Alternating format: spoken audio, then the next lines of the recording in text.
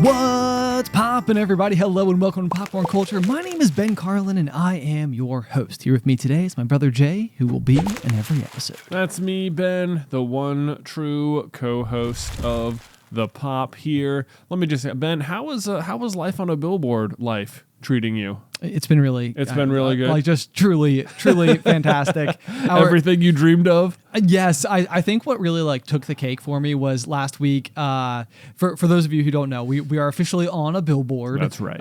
For being Roanoke's #1 podcast. That's right. According to the Roanoke magazine, as voted on by probably you guys, hopefully. But yeah, the thing that takes the cake for me was last week. Our grandfather texted me and asked if we could send him a picture, a framed picture of the Popcorn Culture billboard. Oh, and I was like, oh my gosh. Oh my goodness. It's like, just proud grandparent makes you feel like a proud grandchild. It's weird to refer to yourself as a grandchild. Oh yeah, that is weird. We're grandchildren. We are grandchildren. But yeah, so I don't know. It's been really cool. I think that slowly my friends have been seeing it, sending me pictures, and have you officially seen it in person now? I have still not seen it in person. What? I know. Benjamin. I feel like okay. I've probably talked about this before, but my available time is becoming so absurdly restricted. We don't super have to get into my current 75 hard endeavors or anything like that, because we have harped on it pretty aggressively over the past several weeks. But I think between working out, coming to work, working out again, working on the vlog, fulfilling social commitments, taking care of my house, and taking care of a child, it's just it is so funny because I used to love just washing my truck. You know, it was one of those things I'd be like, this is the best. I'll go outside and I'll just spend the next 2 hours, just cleaning my truck, I'll vacuum the inside. Just gonna wash my vehicle. Exactly. And now it's the idea of just going across town to the drive-through car wash is so luxurious in nature. It's I couldn't use 17 minutes to do such a thing. Right.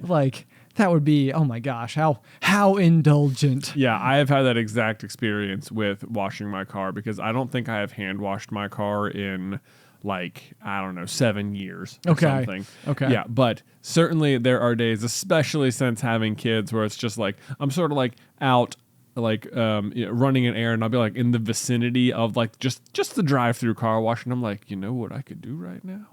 I don't think it would take that long. I think I could go do it. I'll drive there. I'm I washed my car. This is, oh man, the things I got done today, tremendous. I know. It's and when you say I washed my car, what you really mean is the machine washed my car. Yeah, but I drove it there, man. I sat in the car while it happened. No, I know. Yeah. That's the thing. It feels like a huge accomplishment, but it's not compared to the old fashioned hand wash and maybe accompanying wax. Yeah. It's just there's been a departure. There's been a departure. I would this very past weekend, the kids were down for a nap. I think yesterday, and this was that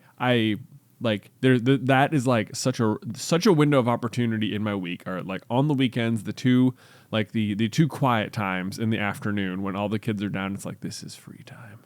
Right. This is maybe I could get anything done time. And often what I just want to do is sit down and play a video game or just whatever is going to be relaxing. So yesterday what I wanted to do was play Beat Sabers, and I was I plugged in my headset earlier today. I'm so happy about it, but I found out quickly that even though I had plugged the cable to charge it in, a child of mine had unplugged the whole thing from the wall. Dear. I was it's not on now. And I was you know what I'm going to do? You know what I'm going to do? I'm going to go weed the garden. This is going to be tremendous. I have found time to do a chore. And it's amazing to me how something weeding the garden is now something I can look forward to doing, because I think partially because it's something I want to do now that I have planted things. I'm I want to take care of those things, and it's now I need to find the time to go weed the garden. It's now I can go do it. I can go pull weeds. This is amazing. I have time to do it right now. I can get that done. Yes. Yeah. Yes. No, you're absolutely right. I think this is one of those things where parents always want to be getting getting like chores done or whatever. They want you to like be out there being productive and stuff like that. And it's like, that seems like the least fun way to spend my time that I could possibly imagine. And you're absolutely right, though. It's like, oh my gosh, 2 hours. I want to go do yard work. Let's go do it. I'm going to go. Yeah. Buckle up. This is the highlight of my week. Not only that, but it was like, it's been raining a lot recently. So I was like, not only do I have time to do it, but the ground conditions are perfect. This is, what is that? Great weeding weather? This is the ground is moist. I'm going to be able to get out there. Turns out that ended up not being the case. Well, and the ground conditions were perfect, let me tell you folks at home. But almost not 15 minutes into it did a child decide that they were just done with nap time a little bit early, and Beth called and she's like, can you go get one of the kids? And then that was just like one of the kids crying, woke up one of the other kids crying, and then when you go to check on one of them, Luke's like, is someone out there? Can I get up? And it's like, yeah, if I'm gonna have to get them up, there's really no way I'm gonna avoid getting in. Then it's just pandemonium. That's like, the end of it. Everything my quality weeding time has been. There is like a solid 3x3 section of the garden that got weeded, and that was it. Next time I'm over, I'll be sure to be like, you weed this? Wow, look at this. This looks good. This looks good. The thing is, they'll be back. Yeah, that is how weeds work. It is a non-stop root system down there. I can hardly. Part of me is like, maybe just wait for them to get bigger so it'll be easier to pull them out. I don't know. Or alternatively, you could go and hire an excavator. Yeah. From like a rental location and just take up all the dirt. See, this would be an option, except now the sunflowers are coming up. Oh, so that's it's true. Like, So you I can't really remove it. Yeah. Yeah, so, maybe next year I'll just be like, I'm going to go, I need fresh dirt. Yeah, fresh dirt. Just get someone come. I only need the bulldozer for like one scoop, probably. Right. Weed-free dirt, please. Take all that weed dirt, get it right on out of here. Maybe do a second scoop just for good measure. All right, cool. And I'm just put fresh dirt in. Yeah. And they'll be back anyway. Nothing like fresh dirt. Anyway, the good news is that this past weekend, we did actually have a rather fun opportunity arise where we hosted here at the SCP offices. Oh, yes, we did. After hours, but we hosted a Halo LAN party. Yeah. Where, I feel like a childhood dream of mine came true. Yeah. Which was, like, what I have always wanted, and like, when it comes to playing, like, this, like, multiplayer, game, best case scenario is having 16 people in the room. And what's fun about that is that, like, when you're playing online with other people, for one, it's hard to, like, execute a plan because like you're not really talking to the other people. So it's sort of dependent on like how well does everybody kind of know the pre-established strategy, and like how much are we just going to follow that strategy and see if it works. Right. And how much are we just going to rely on like, okay, whoever's the best person someone is just going to be, I'll just trust someone's going for the flag. And if I see people from the other team, I'll try and shoot them down. Right. So so that's the big thing is in that typically like people are so good at video games and I'm so bad at video games that the caliber of online play is just above my head. Oh. However, the caliber of people who are willing to arrive for a Saturday evening, bout of Halo matches, not so bad.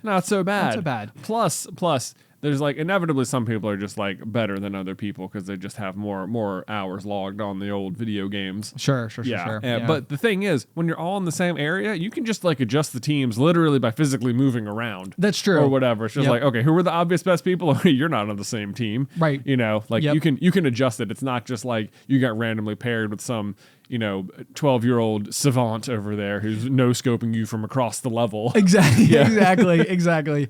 But so we didn't get the full 16, I don't think, at any one point in time, but we had 15 people all inside of the office, and we had actually gone through and we had like our projectors, like one of them was pointing at a wall, one of them was pointing at like a screen, and so everybody's playing on these like massive fields of view, but we had 4 Xboxes, 16 controllers. Like it was just a good old hooting and hollering good time. Can I offer one minor disappointment from the evening? Oh yeah, let me hear it. I assumed this would be there and it wasn't, and that there was no Mountain Dew. There was no Mountain Dew. I have to tell you, Jay, that like this goes back to the conversation we were having before, though, is that like time is just like, it is so limited. I understand. And so the Saturday that like I was like prepping for everybody to arrive, I basically did not stop moving the whole day and was still not getting stuff done. Right. Because like I was driving around town that morning and had Addison with me because Allie works on Saturdays, and I was trying to get like all the stuff together that they got Allie for Mother's Day, which was the next day, Sunday. So I'm like, wait, like, you know, running all these errands, stopping into like all these like little like places where I had like thought like, oh, that'd be like a cool thing to, you know, include in her Mother's Day gift. Yeah. And then she texted me and she was like, hey, like, I know you've got a lot to do. Like, if you want to like drop Addison off here at the shop, we've got good coverage. And like, you know, that way you have like time to go and get ready. And so I was like, oh my gosh, I'm going to have like 3 extra hours. This is going to be amazing. Child-free time. I'm going to have so much time to get stuff done. And it was like, I was still trying to get the Xboxes like updated and stuff as people were like walking in the rooms. And I was like, I didn't go get drinks. You know, I had to have like one of the guys go and pick up the food. I was like, where did the 3 hours go? Like I was like speeding ahead of time from room to room. I was very proud of everything I was getting done, but it was just, there's just not enough time. Yeah. So anyway, but we did it. We played some good quality Halo. Yes, we did. It was a lot of fun. It was amazing how quickly it sort of like came back. I thought it was interesting. There was like this like trickle effect as throughout the evening people just decided to like head home for the night, getting a little late for them. Right, yeah, I guess. And it was like every time like one of the better players left, it was like there was an exponential increase in my own skill. It was like, oh, not only am I having to like not like try and outscore this person, but this person is no longer working against me. Yeah. And it's like you don't think about like the other way. Like, oh, this person's not in the room. My survivability is that much greater now. True. It's not just that they're doing things faster and more efficiently than me. They're also not killing my character. Right. Yes. Yeah. So it was very interesting to see the whole night unfold. The other thing that was so fun about it too is that like, you know, everybody that you're like going and like playing against is like 20 feet from you max. So it's like a lot of times you would go and like mess up someone's strategy and you'd be like yes, and like in the other room you'd hear them like, oh my gosh, I was so close. Like, you know, and it's just so great getting to like watch. Anyway, I think that if we could have, I feel like LAN parties are just a massively underrated concept. There just needs to be more of them. There does need to be more of them. Interestingly, I think that must be the overwhelming opinion, because if I recall, the last time we did this was like 4 or 5 years ago or something. Yeah. And when we got there, we discovered that like the ability to do like LAN had been like removed. Like it was just Xbox Live. So we all sat in the same place, but then had to like still virtually join a game as if we were just like on Xbox Live as all friends. Yeah. But then we came back to it this time and you could choose LAN again as an option. Like they know. reintegrated the option in. Which is impressive because that's done through like software update. Like it always amazes me when something as simple as software can like affect something that feels like a hardware problem. Right. But yeah, so that was really cool. And then like there was no lag, no issues. Oh, I would say, what good fun. What good fun indeed. All right, Ben. So you mentioned Mother's Day, which was indeed this past weekend. Yes. And I wanted to bring it up because for Mother's Day at my house, we got Beth the Peloton treadmill. Yeah, I'm so jealous. Yeah. I'm so jealous. It's like I feel like I have not had any interest in the Peloton bike, but the Peloton treadmill, I'm like, no, that seems cool. Yeah, I'm surprised you haven't had interest in the bike, but do have interest in the treadmill. Me too, actually. Yeah. Me too. Okay. But anyway, continue. Yeah. Well, so that has been an interesting addition to the house. I have done a couple of workouts. I finished my 30 days of Peloton biking. Yes, throughout the month of April, which if you're curious of seeing the journey, it's now live on my vlog. Nice. You know, go check it out. Were there wildly impressive before and afters? I don't know about wildly impressive, but not maybe unimpressive. Love it. There were noticeable differences. Hey. So that's good. That was interesting. When it comes to personal health, I think there is nothing more like gratifying than actually seeing that what you're doing is working. Yeah. You know, whether that be through photos or whatever other metric you're using to measure your progress. But yeah. Yeah, I was pretty pleased with that. And I've tried out the treadmill now. I've only done 2 runs so far, and I will say that the first one was like I picked an extremely beginner 20-minute let me figure out how all the knobs and buttons work on the machine sort of run. Sure. And then I did like one more just like regular, just like 20-minute pop run or whatever. And it's like, it's such like a different mental approach to running because like, well, one, I haven't done any like serious running in years worth of time, like Sure. which is crazy to me as well, because for such a period of time, like I would have defined myself first and foremost as like runner, period, end of sentence. This is my identity. Right. You Yes. know? Yeah. What do you do for fun? It's like I am a runner. I'm a runner. Yeah. Like this What- is who I am. What Who about are- after that? Stretching. Right. For the runs. Stretching for the runs, you know, whatever. Yeah. But so like my general approach to running is always just like, yeah, go on like long base runs. And that's pretty much most of it. Right. Yeah. Just go out and run for a certain length of time for a certain distance. And so you like log into this though, and it's like, I think part of the reason I've always had treadmills is because it's just that's always been my approach to running. Just like set the treadmill at a specific speed and run until the timer's done. Yes. And it's like boring as ever because you're not moving. There's no wind. You're not even passing stuff. You know, Right. there's no sense of progress at all. You look down at the timer every 20 seconds, only to find that only like 3 seconds have passed. You're like, that's impossible. Time isn't even moving right now. Ugh. You're not wrong. Yeah. You're not. Yeah. The last time I ran, this was the exact thing. I was Yeah. like, I was like going and I'm sweating. I'm like, all right, this is awesome. Like, yeah, treadmill. And I look down and it's like a minute and 45 seconds. And I'm like, You're like, are you kidding me? that can't be. That can't be. But yeah, it's like it's very different because like you have like the instructor or whoever, telling you what to do. And so there's a lot of like speeding up and slowing down. You can like, change the incline and stuff, which I guess you can just run hills and stuff like that. But it like the 20 minutes really went by very quickly, at least on the first couple of runs. And it did feel like, okay, like I got to the end of that and it was like, I've never done a run like that before. Like even when we used to do like workouts on the track and stuff, it'd be like, all right, 200 this speed, and then you sprint that speed and then you'd stop. Or like anytime we did have like some interval training in cross country where it'd be like push for 60 seconds and then stop, but like there's no one to like regulate what counts as pushing or how fast you should go. And it's like if you slow down and can't keep up, it's like, well, the coach is going to stick with the fast guy, and it's going to be like, well, I pushed for as long as I could, sorry coach. I know. Yeah. Yeah. It would be helpful if literally there was a coach for every single runner for every single speed. So Yeah. it's like how fast you got. Yeah. And I suppose when it really comes down to it, that's pretty much what a Peloton is. Yeah, and it's like I think it's really helpful because it's like, okay, you're gonna run fast for 30 seconds or whatever, and it's like, you can literally just crank the knob and it'll move it to however much faster, and it's just like, all right, just don't touch the knob again. Right. And then it's like, like, oh, if I want to go faster than that, I can physically like have a number tell me that this is faster than that, because sometimes if you're out running, you can be pushing for what feels like harder, but you might actually be going slower because you're just tired, or you don't know. Tireder.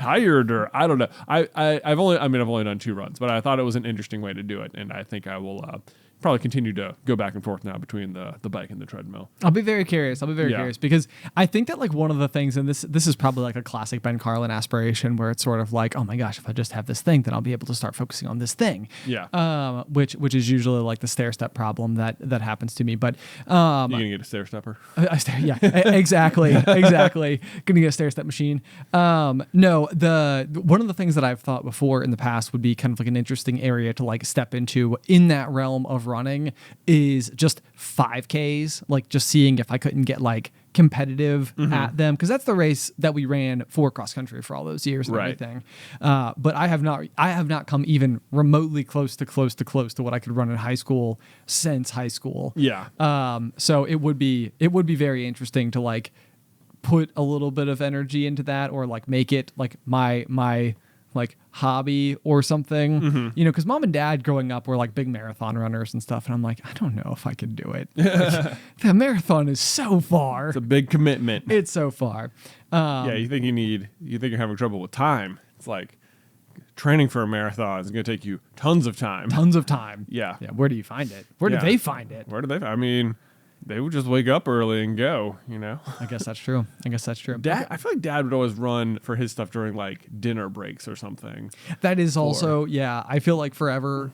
That's something where actually just several weeks ago, I was out running for my 75 hard. And while I was out, I passed Dad on the Greenway, who was out riding his bike during his dinner hour. Yeah. And I'm like, man, the fact that you are willing to use your dinner hour to like suit up and go for a bike ride. Right. And then also be able to like suit back down. Right. And go and do the news and everything again afterwards. Is like, Right. oh my gosh. Right. Like, since I've got to work, I've also ridden 10 miles on my bike. Right. Yeah. I'm like, I don't know how he does it. I'm just like, you just got like an Energizer bunny, just like nonstop ability to go. Just keep going. Right. It's very impressive. Okay, so switching gears a little bit. Okay. Inside of our notes here, you have an interesting note written down that says some numbers. Oh, yeah.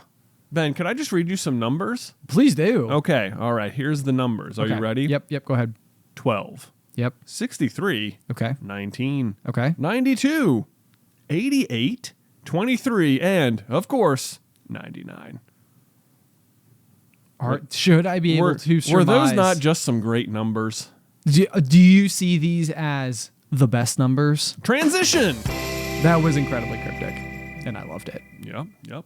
Well, sometimes you just need a few numbers in your day. Sometimes you just do. Maybe know? They'll come up later. Maybe they won't. They won't. So here is a question that came off of a conversation that Alice and I were having over the weekend. And the reason that we had this particular discussion is because when we first started dating, we spent like a lot of time texting because it was just like a huge method of communication. There was just like big swaths of time between like when we were able to hang out, and it's sort of like that, like those opening stages where you're like getting to know a lot about the person. It's like that drinking from the fire hose phenomenon where you're just like taking in like every single thing that you like have learned about them is like a new thing that you now know about the person. And so it's like, fast forward obviously several years and it's like, I know a lot of Hallie's like go-to childhood stories and stuff like that and hobbies and like whatever the big moments are, whatever. But during that period of time, and Alice and I both agree on this, we found that when we got into arguments that we were very productive when we had those arguments through texting. And I think the reason we were reflecting on this is because during those days, we argued very well. And I would say that now in the present, we tend to argue less well in real life. Okay. And so what we were talking about is almost like, wouldn't it be interesting if when we needed to like have like, usually I call it, I'm saying argument, really we always just call them like discussions. It's just like when we have to like work through something because it's not immediately obvious. Right. But it was like, when we need to have these discussions, would it make sense for us to go like into separate rooms and have the conversation through text? And so basically my question is it or can it be better to argue through a text-based platform? And I will add the immediate caveat here, which is basically that like I feel like through the advent of email and text messaging, there's been a huge period of time where everybody has kind of been like, it's hard to read tone of voice through a text or maybe somebody like texts in a different way and you can't quite tell like maybe the way that they like meant something, and so it's like left like a little bit ambiguous or whatever. So it's or even just like he broke up with me through a text, like it's just known to like not be the way, to be a less effective form of communication. Exactly. Right. But you're thinking maybe not. I'm thinking maybe not. So this is my counter to it, which is that I almost feel like arguing like person to person in some ways could almost be similar to like turning in your final paper, but with a rough draft. Because it's almost like the ability to maybe even like maybe in the heat of discussions like this, you are more likely to say something faster, but the method of needing to like put it into text form might also give you the ability to like then like review or revise or like kind of see it on paper and then like maybe even like reflect on it a little bit more. Like because there's a small barrier, and that barrier is that like instead of just opening your mouth and talking, you're putting it down. I think that there is some opportunity to say what you're trying to say better.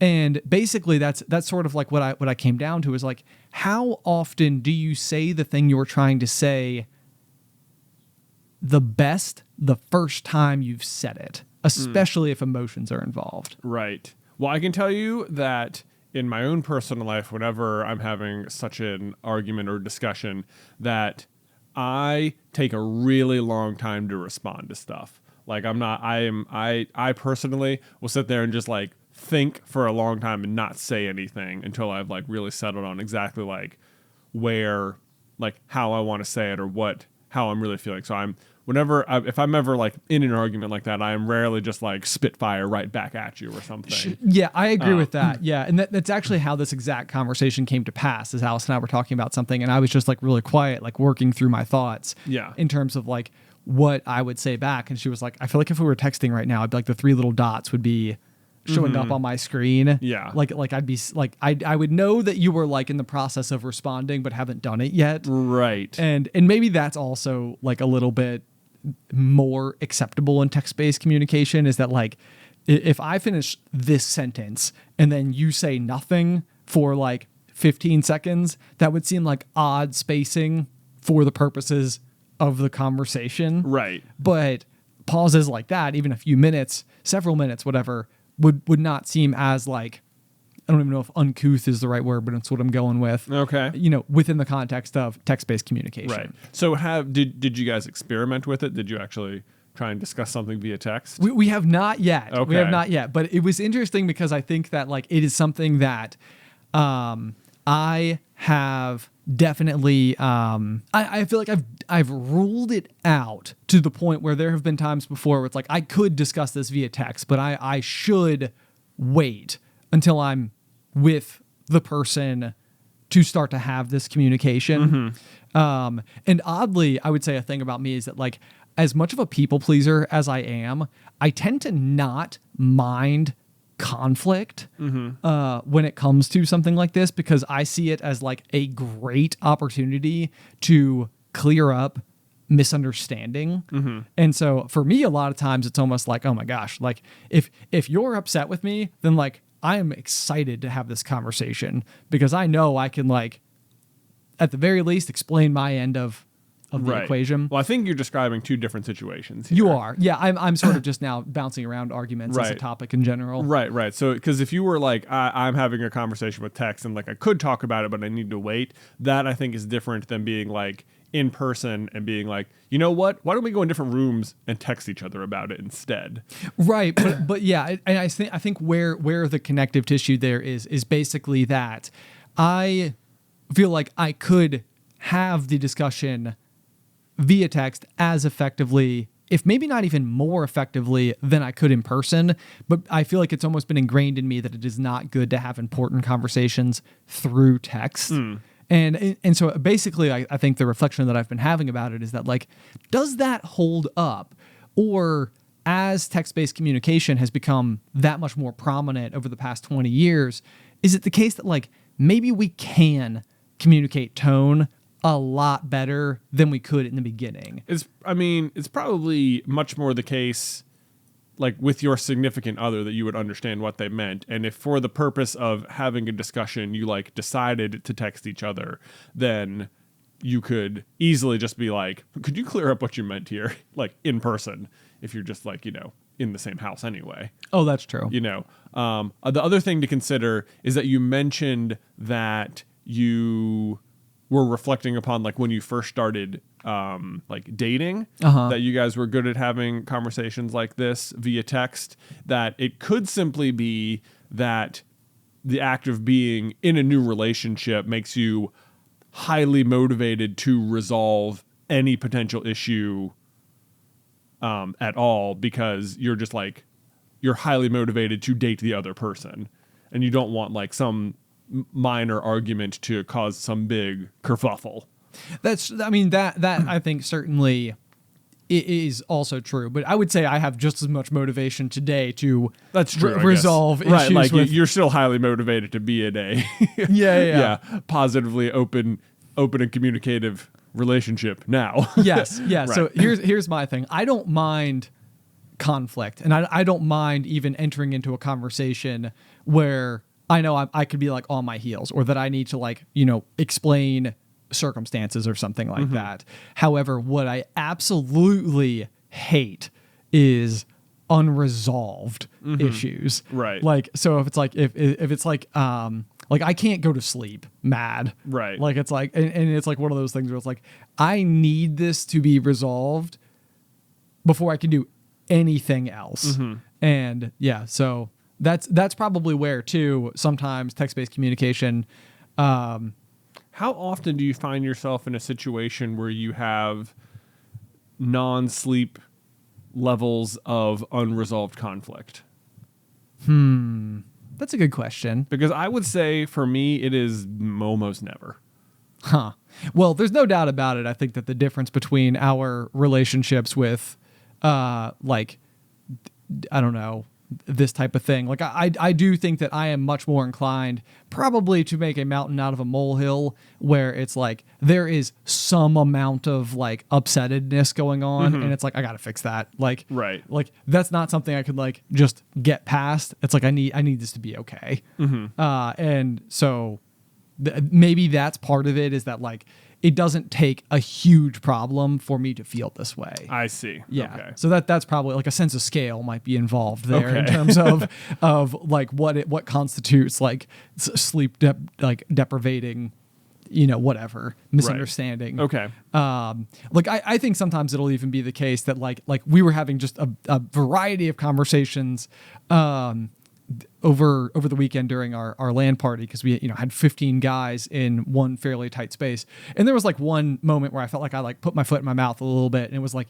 it really wasn't a big deal, and I wasn't even really talking to the person that it was like that not even that it was directed at, just I was just like aware of the circumstance or whatever, and it was the type of thing where it was like the next day I thought about it for like 45 minutes, and I was like, man, I wonder if I should like text them and like explain what I was attempting to say, because I feel like I said it poorly. And it's like, maybe this wasn't that big of a deal at all. Right. Like I wasn't even talking to this person. Right. It was just like a piece of like conversation that I feel like probably was picked up out of context. And it was kind of like, that doesn't feel like, I want to make sure that this is cleared up. But then I also don't know if I'm like constantly going back and like, putting way too much energy into, like, hey, was this a problem?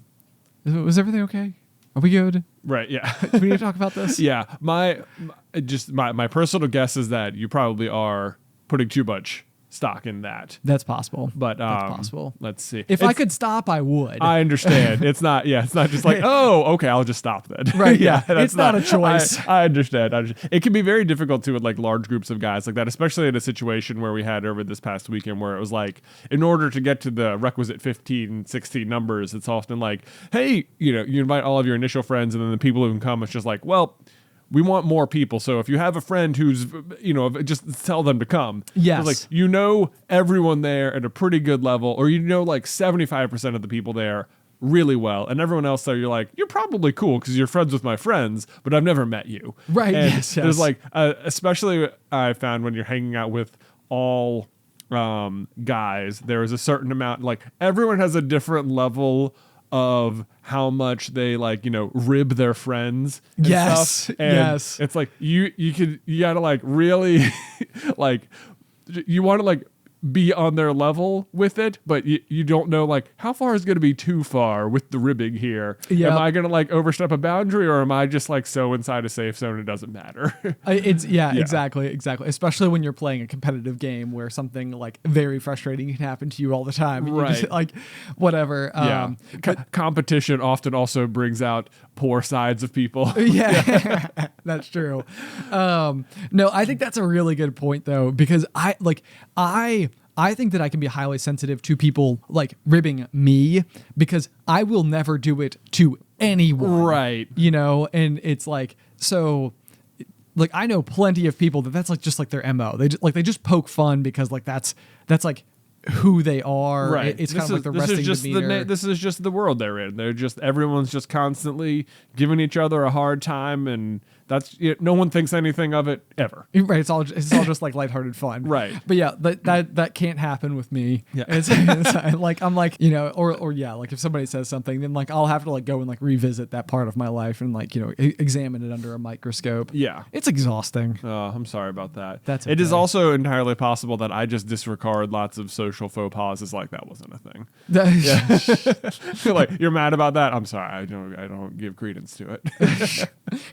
Never mind. It's just not a problem. Yeah, like just like okay, but let's move on. All right, Right. Yep. Yeah. Well, so anyway, good fun. Good Yeah. fun. Yeah. So yeah, basically my question for the viewing audience out there is, do you think that you could argue better through text-based communication? That's what we were talking about. Yes, I think that is where we started. Because I do think that it would be a very interesting thing to get some feedback on. Like I personally think that I can like express tone through text very effectively. Yeah. Like, and I would say even with people who don't know me at all, Mm-hmm. I think that there's probably a decent chance that like if I am like feeling like if I am even trying to come across as like cold, it's like I even feel like you could not know me at all and be like, oh man, like This guy's ice. I could feel the chill in the air.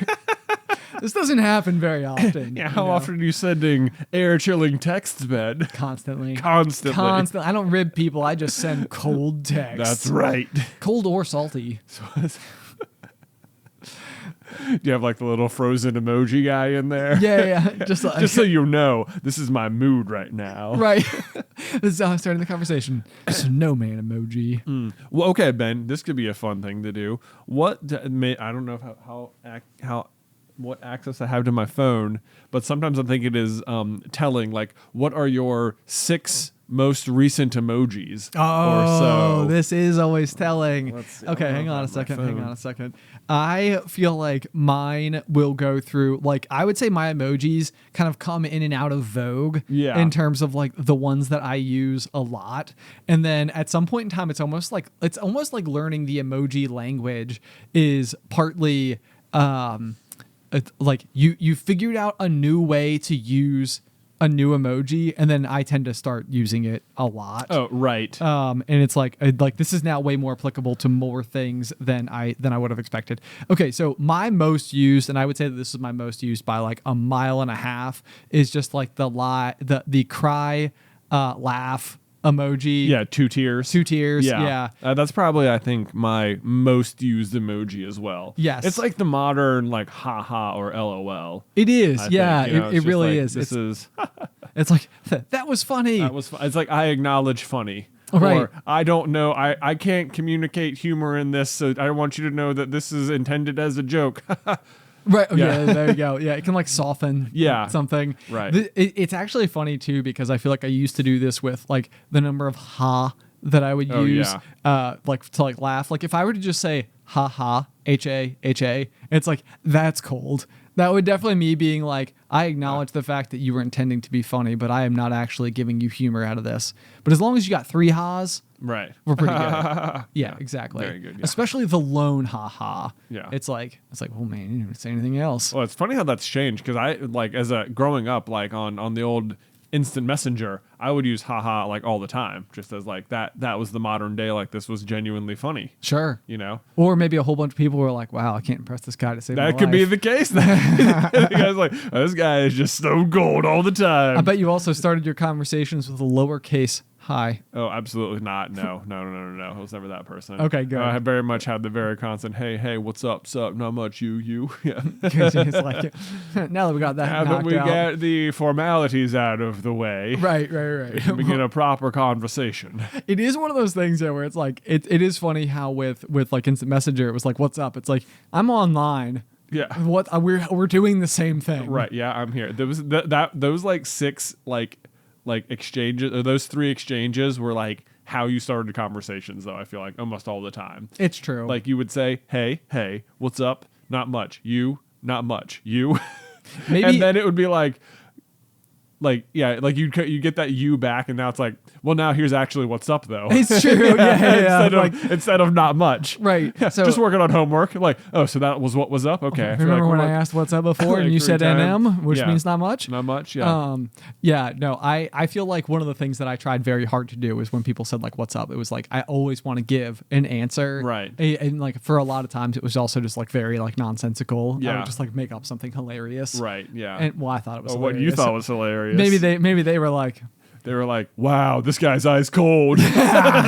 probably. Okay, so emoji number 2 for me. I don't know if I overuse this one. I feel like I don't see as many people use it, but I don't like the basic smiley face emoji. I don't think there's a good basic smiling emoji. There's like 3 basic ones and they're all bad. Yeah, so the one that I use is the one that kind of has like the blushed cheeks a little bit, and so like I don't know, like maybe like eyes kind of like half closed as well. Wait, like this one here? No, go down. That.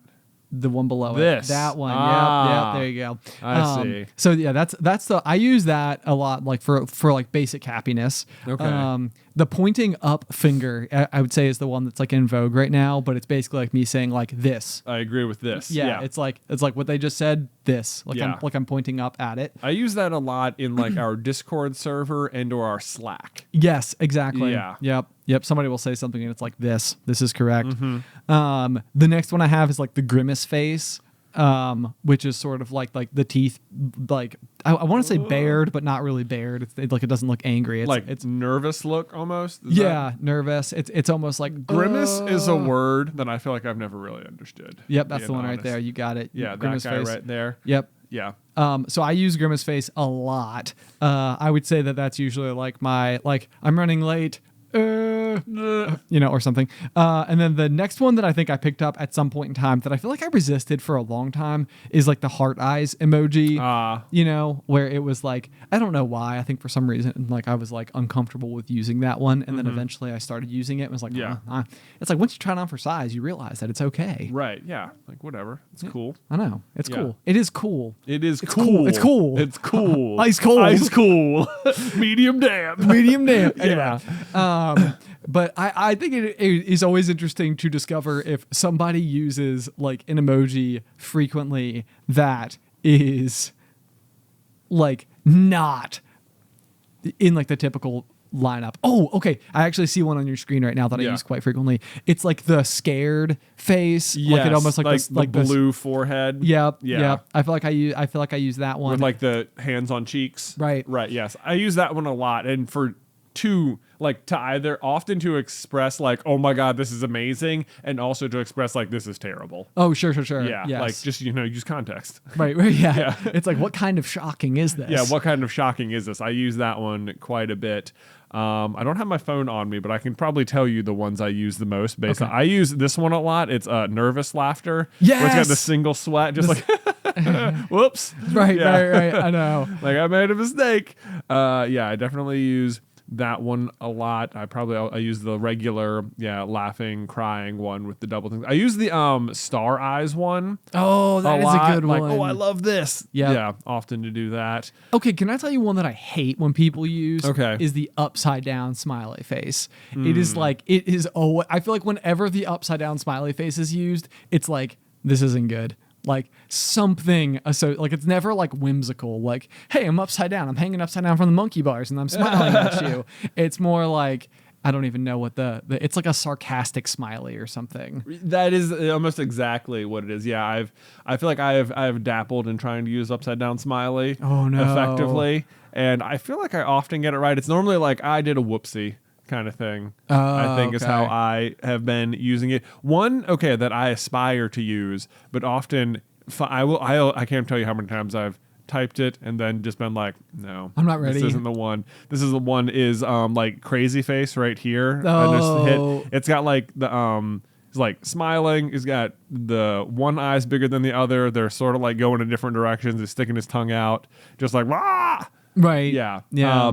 And here's the real reason that I don't use that one is because every time I go to like hit send, I'm like, I feel like I don't know at all for sure, but I feel like the internet has assigned its own unassigned context to it that I don't know the definition of. And I'm like, if I to me, this just means like, ha ha ha ha ha. Like, or, you know, like things went wild. Right. But like, I'm like, if I send this, or if I put, especially like if I'm going to put it in like a tweet or something, I'm like, the internet has a different meaning for this than I don't know. And I could look it up, but I won't. And yeah, like, I don't want Google to know that I don't know the meaning, so I won't even look it up. I don't know why that's a thing. But do you have anything like that where you're like, I could just Google the answer, but I don't even want Google to know I don't know. I don't want it to exist anywhere that I was unaware of the information. I have to tell you that this happened today. I I deleted it from my Google search history because I heard a new piece of information over the weekend that I have tried to tell everyone who will listen, and no one thinks it's interesting. And so you've been in 2 conversations today where this has happened. But I found out over the weekend, I was at Alice's shop, I was doing some work, and her mom and her were talking about like something that happened at the Met Gala, and they told me that Kim Kardashian is only 5'1" or 5'2" or something, and I feel like shorter than you'd think. Shorter than I thought. Yeah. By like a lot. Yeah. You know, I don't know why. I was under the impression that this person was like 6 feet plus tall. And I like when I discovered that, I was like, oh my gosh, this must be one of those things that nobody knows. Like, because maybe like all the different ways that they like present her and stuff is in such a way to like make her appear taller. Or, right. I don't know. Maybe Like, it would not surprise me if like every picture you've ever seen of Kim Kardashian has been like photoshopped to make her look taller, or if like anything especially branded by the, you know, Kardashian empire like is intended to make all of them look larger than life. Yes. Very purposefully. Like, it is like, it's of course no secret that she's 5'1" or anything, but like you are never going to just see images of her and assume she's short. Well, and here's the thing, yeah. So your Beth wife, yes, your wife Beth, yes, is 5'2". Correct. And so she's taller than Kim Kardashian. Ha! Right, take that. Take that. So no, I think what was so mind blowing about this to me was just that like I was like, I can't believe that this person that I've seen on like every single tabloid cover and I don't know, BuzzFeed list, and just, I mean, she's just everywhere, yeah, you know, as a person. It's like, I cannot believe that I am like a full head taller than this person. Right. You know? And I mean, not that it makes any difference at all. Right. But I found it to be mind blowing. And so it was one of these things where like we were at the gym this morning with our coach Gabriel, and I was telling him about it, and he was just like, okay. So? And I was like, oh, that didn't go how I expected. So then I got to the office and I was like, all right, time to try again. Time to blow some minds, guys. Did you know Ethan Riley, let me tell you. We're going to get like a cease and desist from the Kardashians and be like, no one's supposed to know how tall Kim really is. I know. But so then, so here I am, and I'm like at this point where I'm like, this was mind blowing to me. Maybe it's just me. Maybe that's it. And this is a person, like, I've never watched a single episode of like Keeping Up with the Kardashians or anything. It's not someone who I particularly follow, other than the fact that they're just like a pop culture icon. Right. You know, it's just like it'd be impossible not to be aware of them. I feel like now it sounds like I'm defending myself a lot. Anyway, so I Googled it earlier because I was like, maybe what like how unsurprised everybody I was. I was like, what if the information that I got was wrong and she is in fact like 6'1", and then all these people are gonna have egg on their face because they were like, yeah, of course, she's short, no big deal. Right. Like, you know, and it was like, but actually, and it was like, haha, the fun fact that I told you that you totally just, you know, like let wash over you as if it wasn't the most fascinating piece of pop news you heard today. It was incorrect. I was incorrect. And so I Googled how tall is Kim Kardashian. And then I was like, I really don't want this in my Google search history. So then I was like, I'm going to figure out how to delete that. Yeah. So anyway, but that was like one of those things where I was like, I don't want Google to accidentally think that I want more Kim Kardashian information, news, anything, updates. Yeah. So do you know what? This is sort of a funny thing. We could do this. Okay. Because we are currently renting a billboard. You may be aware. We are indeed. We could simply, we have the ability to change the artwork on the billboard as we see fit for the entire month. I love this. So we could just put Like, I've been wondering, like, could we change? What could we do that would be like fun to change up there? Like, just next to us. Like, all right, it's been like a week. People get it. Popcorn culture #1 podcast, right? We're all familiar with our heroes. There's Ben and Jay up there, right? Naturally. Now we're okay. Now when you see it, you'll just start seeing quotes, and we could just put like often next door. We'll just replace the popcorn culture logo altogether. Just often quotes to the side, just to be like, did you know Kim Kardashian's 5'1"? That feels like we would get a cease and desist order. But that's no one owns the facts, Ben. This No is one a true owns fact about Kim Kardashian. Maybe Listen to our podcast. listen to our podcast. Yeah, I bet you anything we would pick up some new followers. Yeah. We'd be like, wow, these guys must drop fun facts all the time. Right. Like if we put up an actual picture of her, that might be more of a problem. That's But true. if we just put up the true fact that Kim Kardashian is 5'1", the billboard. I've thought this to me has been like I've considered since we've had the billboard. I thought, you know what would be probably a really funny TikTok series or something is I rented a digital billboard for 30 days. Here's what I did with it. Oh my gosh, that It's is just not a bad like, idea. Welcome to my TikTok where I rented a billboard for 30 days. Let's see what I put up on it today. That. We have, like it'd be funny literally just to have dobillboardswork.com No. and then all it has is just a counter of the number of people who have visited dobillboardswork.com. And that's it. It's like how many people have come to this website, and that would be kind of funny. I just think it's fascinating because here's like it's not like old billboards where it's like you choose an image and that's just up there. Like I can go into the back end of it and change the artwork as much as I want until it's up. Like I can just put whatever I want on that billboard from now until the end of the month. it's like a bizarre Right. like cosmic power. Right. You know, You can just unlimited cosmic and you power. you can just do this. You can just rent a billboard space, you know? I don't understand why more people aren't doing it. you know? That's I what mean, I'm saying. Like the fact is, you could do this, and people aren't doing it. You can put whatever you want on a billboard, you know, more or less. There's probably some things you can't put on a billboard, like Right. actual pictures of Kim Kardashian, 5'1" celebrity.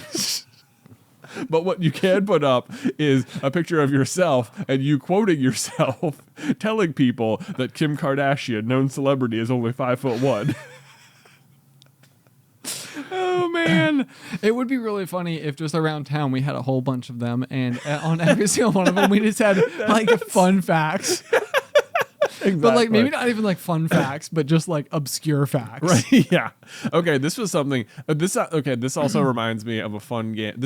This fact alone, the fact that you went to double check it to see is it in what when you Googled it, was it indeed 5'1"? It was either 5'1" or 5'2". 5'1". So I feel like we're gonna have a whole bunch of short email. is Yeah. the basic gist of it. But the thing is, you could walk around with this fact and be like, "Did you know that Kim Kardashian's 6'1" or whatever?" And people would be like, "What? No, I didn't know that." And Maybe you'd be that's like, what I should "Wrong." have done. And then you could like trap people with like, or because then some people would be like, "Well, yeah, of course, yeah," blah blah blah, and you'd be like, "False." You're wrong. Guaranteed. You're trapped. Guaranteed that, because honestly, this is how I felt this morning. I was like, I was like, I swear, one of two things is happening. Either you're way more privy to this and making me feel like the silly one, right? You know, and you're like everyone, like it's yeah, like somehow I have her baseball card, okay? Yeah. I know her batting average. Right. I know her height. yeah. It's like somehow Ben's been living under the rock that is the actual height of Kim Kardashian, which everyone knows widely and is like, oh yeah, she's short. Right. Yeah. So that's like, and it's one of these things where it's so difficult because it is like when you lead with a piece of information, it is just like what I just did is I gave you all the power. I gave you all the power to make it sound like you knew this information no matter what. Right. And it's like, maybe I got to stop doing that. Maybe I got to find a better way to approach find a people better way. and hoodwink them. Exactly. I don't know if I'm sure you know this about me, Ben. Many people probably don't because it's not something I like to brag about, but it's just a simple truth about me is that I'm really good at it sounds so stupid. Let me try. I'm dying to know. You already know. Oh, You okay. already know this about me, Ben. Okay. I'm really good at lying about North Carolina. It's true. It's very true. I forget what trip we were on, but you just started making up fun facts about North Carolina. Fun facts. None of which were true. None of which were true. Yeah. It's a real skill. I think we were going to. I think that was the trip where you did your backflip flop thing. Where jeez.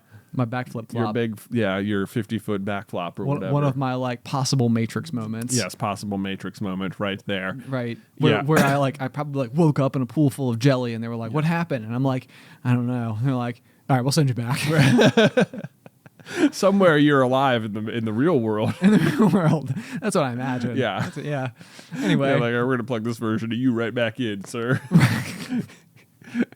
Your mind is horribly damaged now. Well, right. So I feel like once upon a time, though, you actually made a Super Carlin Brothers video that was like 49 lies, one truth. Yeah, about yes. Is that right? That's true. It was 49 lies and one truth about the state of North Carolina. And you just made up basically 49 not true things. Yeah. Was there ever a worry that you were going to make something up and it was going to be true? Because that's basically what happened with every single Abe Lincoln fun fact we've ever tried to make up. There was that concern, like, wait, what if it's accidentally true? And so a lot of the facts I was basing off of I would like look up actual facts and then skew them.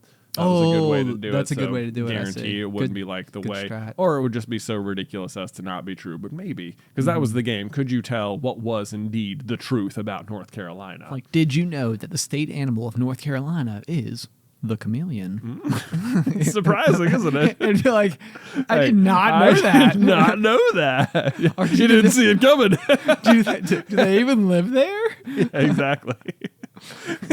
You just can't see them because they blend in. No, but one of the founders had a pet chameleon, so yeah. You know. Well, Ben, you brought up Abe Lincoln, so you know what? I looked up some fun facts about Abe Lincoln for today's episode, as it is a show. Are they real facts about Abe Lincoln? Ben, Abe Lincoln's not North Carolina. I could never lie about him, even if I tried, because it just ended up being true. Okay? It's exactly how it goes. All right. Yeah. Okay. So here's the thing about Abe Lincoln. I was looking this up today, and I was well. First of all, nothing surprises me about this man anymore.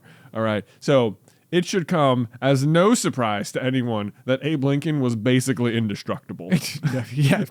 I mean, I basically understood that. Yeah. From the beginning. Yeah, from the beginning. There were never really any There were never any doubts. But so here's some things that Abe Lincoln survived. As a child, he was kicked in the head by a horse down at the old Gordon Mill. Yeah, naturally. You know the place. The old Gordon Mill. The old Gordon Mill. Kicked in the head, totally fine. Still went on to become president. How many people do you know that have been kicked in the head by a horse that also became president? I feel like none. Feel like none. Yeah. How many presidents were kicked in the head by a horse, Ben? I don't know if I know any presidents personally. Yeah. I feel like I would know. Yeah. Or for that matter, anybody who else has been kicked in the head by a horse. Well, so there's that. But Abe Lincoln was, and he went on to become president. He also almost severed one of his thumbs with an axe as a child. He incurred frostbite in both of his feet, neither of which did he lose, because he's indestructible. Naturally. Yeah. Okay. He was once in the process of being robbed and got clubbed in the head. No problem. Okay. Got right back up, kept going. He contracted malaria not once, but twice, and did not die either time. Wow. Abe Lincoln. Wow. Indestructible Abe. Indestructible as they Abe. call him. He also got smallpox, which I think he had for the last 2 years of his life. But obviously, we all know that is indeed not what got him in the end. Right, yes, which was then obviously very unfortunate. Yes, which was very unfortunate. But here's the thing. Yeah, eventually what Lincoln succumbed to, as we all know, was a bullet wound to the brain. Right. Indeed. But here's what you probably don't know, is that it wasn't right away that he succumbed. Because Indestructible Abe, even though he was shot that night at the theater, did not actually die until 7 a.m. the next morning. Wow. Because... How many people do you know could survive a brain wound to the head? I mean, I'm plumb baffled. I couldn't believe it. I was like, wait a minute. Why are there not comic books about Abe Lincoln as a superhero? Frankly, there should be. Benjamin Franklin, there should be. Do you think we will get an MCU origin story for Abe Lincoln? I don't see why not. I feel like we can and should. We can and should. This is just like the superhero Honest Abe, and you're like, oh, he's named after the president. Yeah, not only is he named after, but he's like super themed around that president. He wears a top hat and stuff, and you know, We're not even sure it's not still the same, the we're not original sure. Abe. It's not really just him. We don't know. Okay. That's always the mystery. Like, wait, was it really him? We don't know. We don't know. Maybe he could like say things where it's like, wait a second. Wait a minute. What do you mean by that? Are you just really in character, or It's like, all right, so it's like, why are you always wearing that hat? It's just like he's like secretly hiding the bullet wound, you know, the whole time. That's like the secret. That would be a very unusual turn of events. It would, considering he wore the hat before. Yeah. as Well, well. now he's wearing it as like that's part of the ingenious part of it. I Like, got no one you. suspects that he's wearing it for any unusual reason. Nobody suspects that our 16th president is a superhero. But it seems like it's close. Exactly. Indestructible Abe, man. Unbelievable. He strikes again. Okay, so there's one last thing I want to close out on, and I think it's just something that the kids at home, the little kernels in the listening community will have fun with. But your wife Beth sent over a really fantastic boy. personality quiz over the sure did. weekend, and I was genuinely like blown away with how accurate I felt like all of the answers and results were. Yeah. So basically it takes like, I don't know, maybe like 3 to 4 minutes or something to fill out the quiz itself. It is a which character personality quiz are you? And it has like a sliding scale, so you can sort of say like, am I messy or neat? And you basically say like, I'm 75% neat, you know, or something like that. Right. And then with that data, it will spit out which like famous fictional characters you as a person are most similar to. Right. And I mean, part of me brings this up because I was so happy With your results. with my results. It popped up. Hang on a second. Let me see here if I can find it.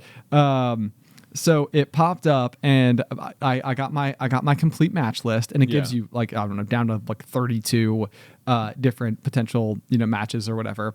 But so my number one was Benjamin Button, which I just thought was funny. His name's Ben. His name Ben, and I was like, well, that's fascinating.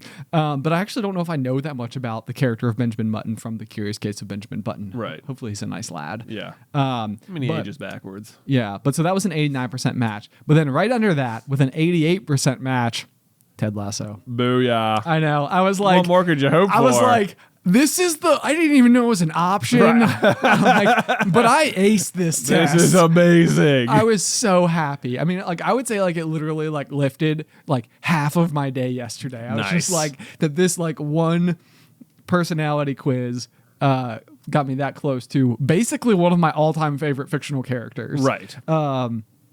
I was like, I could not have asked for a better one. Hang on. Did you send your results over? I sent my results, yeah. So Okay. you should have them on your phone. Okay. So Jay came back. His number one is Sam Seaborn. Sam Seaborn, who I suspect many people know if you've watched West Wing, but I have never watched it at all. Okay. And then also, I don't know what Sense8 is either. That is a show on Netflix, which I also not. Well, yeah, my results were like, I don't know who these two characters are. I get Sam Seaborn was played by Rob Lowe, though. So when it came back, I thought it was going to be Chris Traeger, and I was like, this is amazing.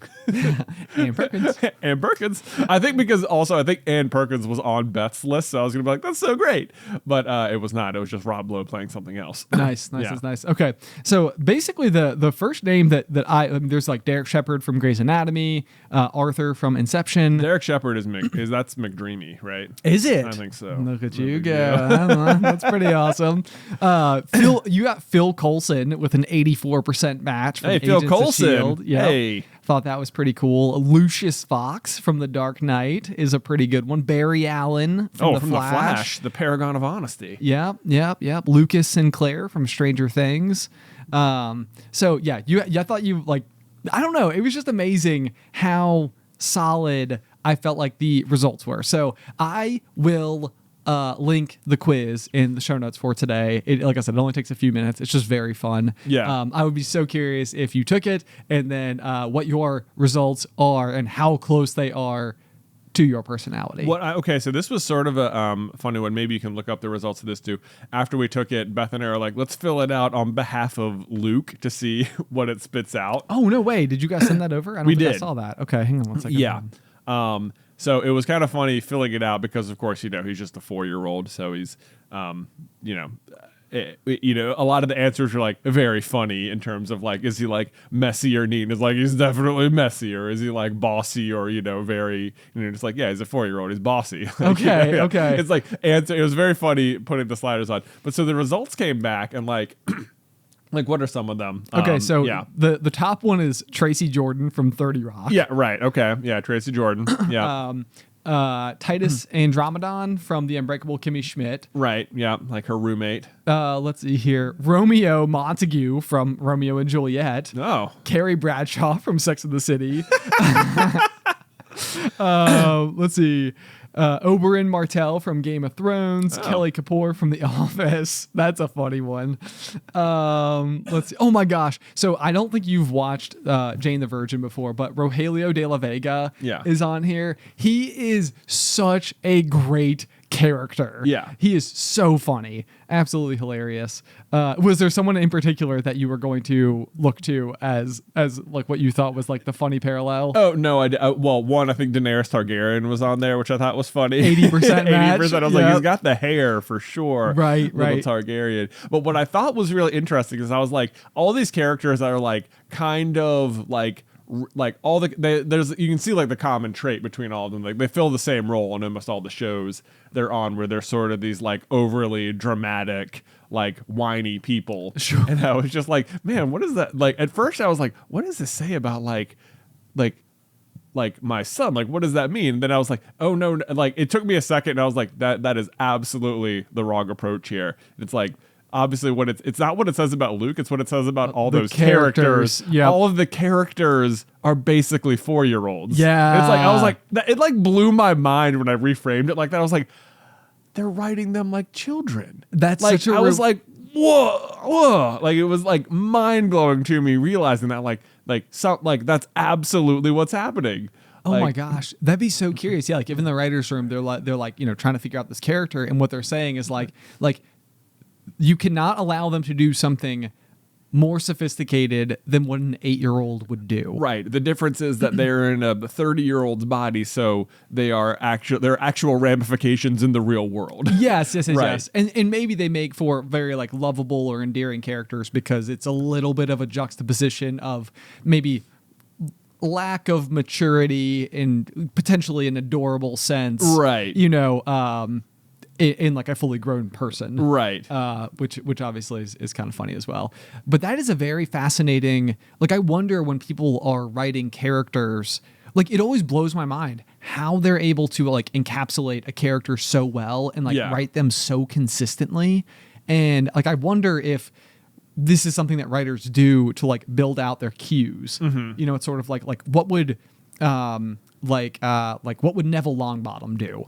Like what is the correct thing that Neville Longbottom would do? Like how do I get back into like Neville's mind? Right. And for stories that have so many characters, especially some who can be so opposite of one another, man. Or like even like so opposite of yourself, the writer. Yeah, or that. It's like it scares me sometimes that writers are able to be like to write. Like they in their brain have it in them to be that character because they wrote that character. It's like you were able to come up with all the thoughts of that character that are accurate to how someone like that would think, but you thought of them all one person. Right. Like all of those thoughts existed in your head. Right. Yeah.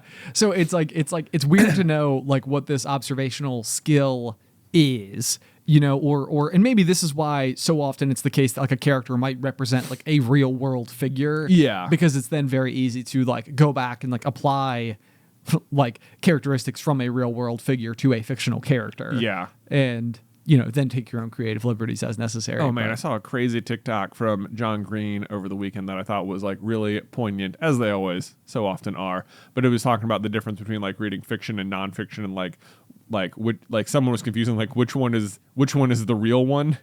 And he was like, here's the thing. Fiction is about things that didn't really happen, but they're both real. Like fiction will tell a story that didn't happen, but the things that happen are still real, and that's why you end up reading it or able to relate about it. But then it's like the crazy thing about nonfiction is that the story doesn't have to mean anything; it just has to have really happened. So it's like this, like fiction has to be based in reality, but not be real, whereas nonfiction has to have happened, but not like be about something real. Yes. Okay. You know. I follow the logic here. He phrased it a lot better than me. Maybe we'll link to actual TikTok. If he leaves it up. Yeah, if he leaves it up, that's true. If you want to watch John Green stuff, you got to be there at the moment. Right.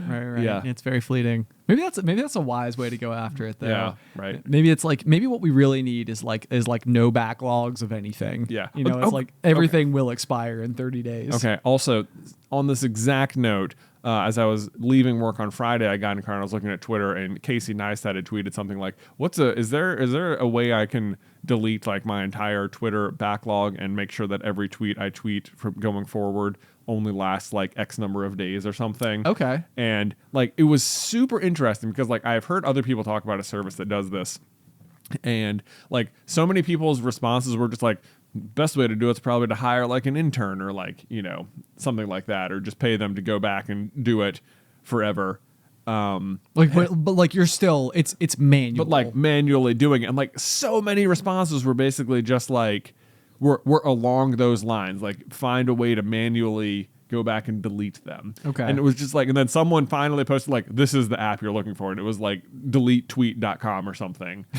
Or you know, whatever it was. Sure. And like sure enough, it's a service that does exactly that. And it was so interesting to me that so many like otherwise smart people were coming to like the wrong solution. Interesting. You know, and it's like when they're like the exact thing he was looking for existed already. That is very interesting. Like, because okay, I get what you're saying. Like, a whole bunch of smart people came to the wrong conclusion. Right. Yeah. It was just like it was surprising to me that so many people wouldn't have even thought that something like that had existed. Well, you know, it's actually hilarious to me because while that absolutely is the case, like one of the things that I think about from Casey Neistat's perspective is that he tossed it out to Twitter. But like I also feel like being who he is, it seems incredibly unlikely to me that he hasn't already solved the problem. But what he is recognizing is the importance of sending this idea into the world. Mm-hmm. You know, so it's like, was he actually asking for a solution, or was he recognizing the like what this could provide by having asked it at all? Right. Like by being someone who has like the level of like, you know, influence or whatever that he does have. Because the other thing that happens here in our office all the time is that like occasionally we will start talking about something that is incredibly Googleable, and we will all be like, no, I don't think that's right. Like, I'm pretty sure it's this. And it was like 1992. No, it was 1993. It's like 5'1". She's 5'1". She's 5'1". Kim Kardashian is 5'1". Maybe we could just Google it. But you know, it's like, it is astounding to me how I almost feel like at times, like, and I don't even know, like maybe this is what's going through the minds of everybody in our office all at once, but it's like, is it your goal to be able to find it in your brain without looking it up? Or like are we like doing a thing here, or are we not like doing the obvious, like we all hold supercomputers in our hands, you know, like right. Every single one of us is like 3.5 seconds away from knowing the definite answer to this question. Right. And so like sometimes that is like what surprises me, and like I think Reddit, you know, serves a huge portion of the audience where the question you're attempting to ask is not so simple as to where it's just like a Googleable response. But something like what he posted, like that tweet in particular, it's like, this feels like instead of going on the internet and asking the question, which then you have to await replies for, you could have just gone to the search engine and found the reply instantly. Right. So I don't know. Maybe that's like a curious thing. Yeah. Is like a different way to think about somebody asking a question like that. Yeah, I don't know. Yeah, why he posted it is like, did he really just want the answer and this is how he was getting it? I don't know. Right. Yeah. Was he trying to just post? Did he recognize the engageability of the tweet? You know, so who knows? Like, all of the above seem like all likely. within the scope of reason. Right. Yeah. Definitely better at social media than like 99.999% of the population. Yeah, there's that. Yeah. There's that. Okay. Well, very interesting. Very interesting. So did you sign up for such a service? Not yet, but I've long been considering such a service. And honestly, when I think about it, I feel like that should just be how Twitter is. It does feel like there's not a whole lot of benefit to, like, I don't know how much. You and I have talked about this before. Like, so take Super Carlin Brothers. Like, say we stopped like uploading videos today, like, and just never uploaded a video ever again. That is just the end of it. How long would it take before the channel got 0 impressions, like 0 views? Mm-hmm. And my suspicion is that because like enough of the videos that we've made answer questions that someone in the world might be asking, that like it would take a very long time for no one, 0 people to see it. Right. However, I would say like old tweets are not this way. Like, it wouldn't even surprise me if you were to go to like someone with 1 million Twitter followers and go back 12 months ago and like those tweets having 0 impressions. Right. Yeah. And it's like nobody is looking at them. No one's looking at them. And it feels like it doesn't really do anybody any good for them to be there. Yeah, I agree. It's just like, it feels to me like the point of Twitter is that it's like fleeting. And I say this and I can hear old versions of myself being like, I don't understand Snapchat. Like, yeah, right. Like, wait a minute. What am I talking? Am I inventing Snapchat in my brain right now? Maybe Right? that's Like, exactly. what if you had a thing where everything you posted just deleted itself after a day? Yeah. Maybe I finally get Snapchat. The- Except I think what confused me about Snapchat was that some people used it like stories and some people used it like a messaging service. I think that's what confused me, is that the messages deleted themselves. Like, why wouldn't you just text? I don't know. Maybe I still don't get it. Alice has a youngest sister who is 17, and I have asked her this question before. And basically, her explanation for Snapchat to me is that it is a lower barrier than asking for someone's like phone number. You can say like, "What's your Snap?" Oh. And so it's maybe like Less formal. less formal, Right. Yeah, like to have somebody's phone number would be like a big deal, but like to share your Snap is kind of like, just like, can I follow you on Instagram? It's like, yeah, that's fine. Right. Like, Right. You're not Like- regulating who follows you on Instagram. Right. If you go to your phone, if someone texts you directly, you pretty much have to respond.